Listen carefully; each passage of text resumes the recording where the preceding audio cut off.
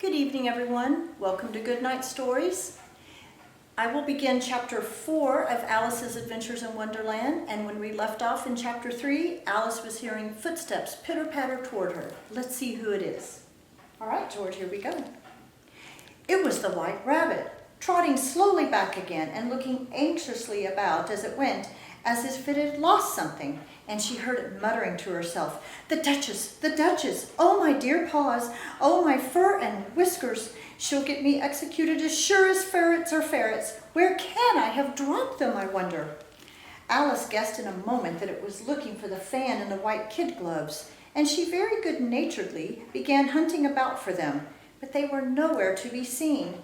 Everything seemed to have changed since her swim in the pool, and the great hall with the glass table and the little door had vanished completely. Very soon the rabbit noticed Alice as she went hunting about and called out to her in an angry tone, "Why, Mary Ann, what are you doing out here? Run home this moment and fetch me a pair of gloves and a fan. Quick, quick!" And Alice was so much frightened that she ran off at once in the direction it pointed to, without trying to explain the mistake it had made. "He took me for his housemaid," she said to herself as she ran. "How surprised he'll be when he finds out who I really am. But I'd better take him his fan and gloves, that is, if I can find them." As she said this, she came upon a neat little house, on the door of which was a bright brass plate with the name W. Rabbit engraved upon it. She went in without knocking and hurried upstairs, in great fear lest she should meet the real Mary Ann and be turned out of the house before she had found the fan and the gloves. "How queer it seems," Alice said to herself, "to be going messages for a rabbit. I shall suppose Dinah will be sending me messages next." And she began fancying the sort of thing that would happen if Dinah sent her on messages. "Miss Alice, come here directly and get ready for your walk." "Coming in a minute, nurse. But I've got to find this mouse hole till Dinah comes back and see that the mouse doesn't get out. Only I don't think," Alice went on, "that they'd let Dinah stop in the house if it began ordering people about like that." By this time she had found her way into a tidy little room with a table in the window, and on it, as she had hoped, a fan and 2 or 3 pairs of tiny kid white gloves. She took up the fan and a pair of the gloves and was just going to leave the room when her eye fell upon a little bottle that stood near the looking-glass. There was no label this time with the words "Drink me," but nevertheless she uncorked it and put it to her lips. "I know something interesting is sure to happen," she said to herself, "whenever I eat or drink anything, so I'll just see what this little bottle does. I do hope it'll make me grow large again, for really I'm quite tired of being such a tiny little thing." It did so indeed, and much sooner than she expected. Before she had drunk half the bottle, she found her head pressing against the ceiling and had to stoop to save her neck from being broken. She hastily put down the bottle, saying to herself, "That's quite enough. I hope I shan't grow any more. As it is, I can't get out the door. I do wish I hadn't drunk quite so much." Well, alas, it was too late to wish that. She went on growing and very soon had to kneel down on the floor. In another minute, there was not even room for this. And she tried the effect of lying down with one elbow against the door and the other arm curled around her head. Still, she went on growing, and as a last resource, she put one arm out the window, one foot up the chimney, and said to herself, "Now I can do no more. Whatever happens, what will become of me?" Luckily for Alice, the little magic bottle had now had its full effect, and she grew no larger. Still, it was very uncomfortable, and as there seemed to be no sort of chance of her ever getting out of the room again, no wonder she felt unhappy.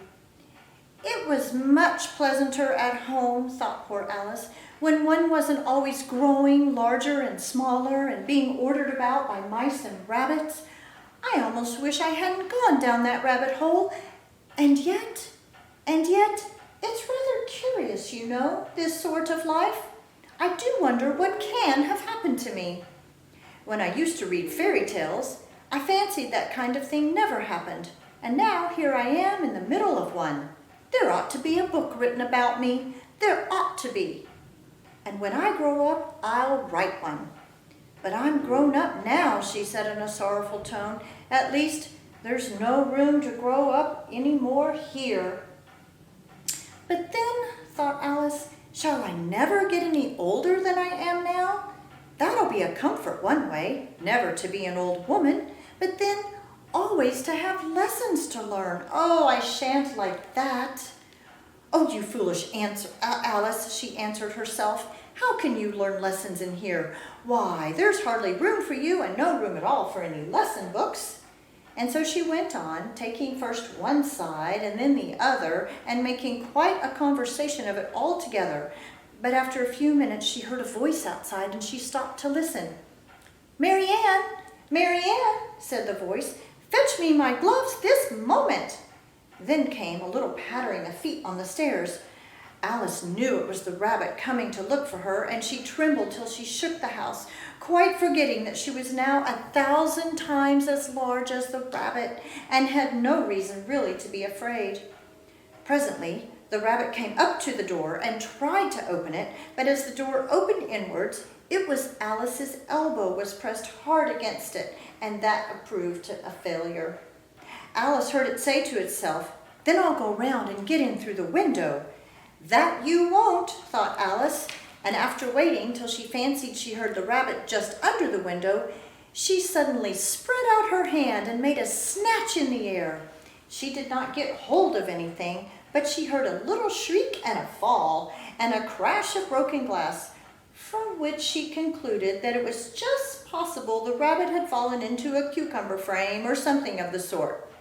Next came an angry voice, the rabbit's. "Pat, Pat, where are you?" And then there's a voice she had never heard before. "Sure then, I'm in here, digging for apples, Your Honor." "Digging for apples indeed," said the rabbit angrily. "Here, come help me out of this," and sounds of more broken glass. "Now tell me, Pat, what's that in the window?" "Well, by sure, it's an arm, Your Honor." He pronounced it arm. "An arm, you goose? Who ever saw one that size? Why, it fills the whole window." "Well, it's got no business there at any rate. Go and take it away." There was a long silence after this, and Alice could only hear whispers now and then, such as, "Sure, I don't like it, Your Honor, and all at all. Do as I tell you, you coward." And at last she spread out her hand again and made another snatch in the air. This time there were 2 little shrieks and more sounds of broken glass. "What a number of cucumber frames there must be," thought Alice. "I wonder what they'll do next. As for me pulling out of the window, I only wish they could. I'm sure I don't want to stay here any longer." She waited for some time without hearing anything more. At last came a rumbling of little cartwheels, and the sound of a good many voices all talking together. She made out the words, "Where's the other ladder? Why, I hadn't thought to bring one. Bill's got the other. Bill, fetch it. Here, lad, put him up here this corner. No, tie him here first. They don't reach halfway high enough yet. Oh, they'll do well enough. Don't be particular. Here, Bill, catch hold of this rope. Oh, it's coming now. Heads below." A loud crash. Now, who did that? It was Bill, I fancy.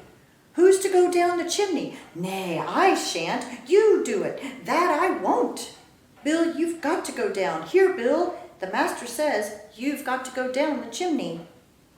"Oh, so Bill's got to come down the chimney, has he?" Alice said to herself. "Why, they seem to put everything upon poor Bill.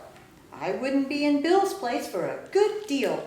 This fireplace is narrow, to be sure, but I think I can kick it a little."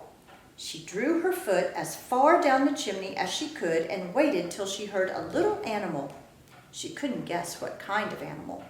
Scratching and scrambling about in the chimney close above her, then saying to herself, "This is Bill," and she gave one sharp kick and waited to see what would happen next. The first thing she heard was a general chorus of, "There goes Bill!" Then the rabbit's voice alone, "Catch him, you by the hedge!"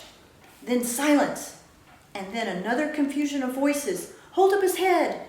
Come now, don't choke him. How was it, old fellow? What happened to you? Tell us about it. And we'll stop there and pick up another night with What Happens to Bill.